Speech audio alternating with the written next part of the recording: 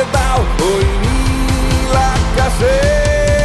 Dhallywood king Shakib খানের হাত ধরে ঢাকাই সিনেমায় বইছে পরিবর্তনের হাওয়া। কখনো রাজকুমার, কখনো তুফান, আর এবার তিনি ধরা দিলেন একদমই ভিন্ন রূপে।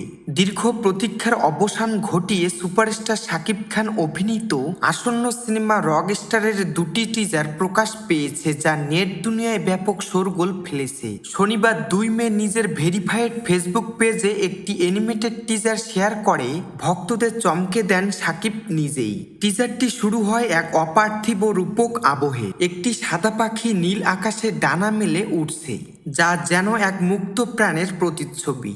তবে মুহূর্তেই ছন্দপতন। প্রচণ্ড বজ্রাঘাতে পাখিটি আহত হয়ে আছড়ে পড়ে মাটিতে।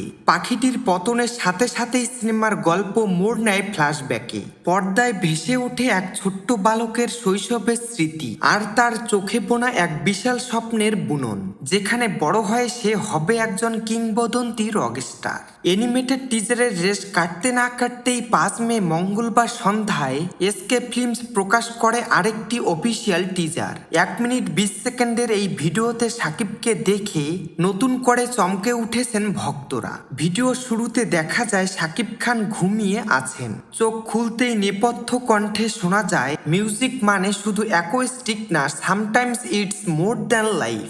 ভিডিওতে গ্যালারি ভর্তি মানুষের সামনে গান গাইতে দেখা যায় তাকে, যা যেন এক অন্য অবতার। ভিডিওর শেষে স্ক্রিনে ভেসে ওঠে, don't worry it's just a amazing wait for teaser 2।